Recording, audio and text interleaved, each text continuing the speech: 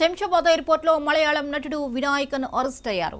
కొచ్చి నుంచి హైదరాబాద్ వచ్చిన ఇండిగో విమానంలో గోవా వెళ్లేందుకు వచ్చిన వినాయకన్ మద్యం మత్తులో విమానంలోని ప్రయాణికుల పట్ల అసభ్యకరంగా ప్రవర్తించాడు.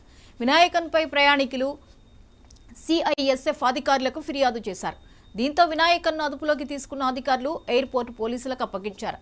వినాయకన్పై కేసు నమోదు చేసి దర్యాప్తు చేపట్టారు. వినాయకన్ రజనీకాంత్ నటించిన జైలర్ సినిమాలో విలన్ పాత్ర పోషించాడు.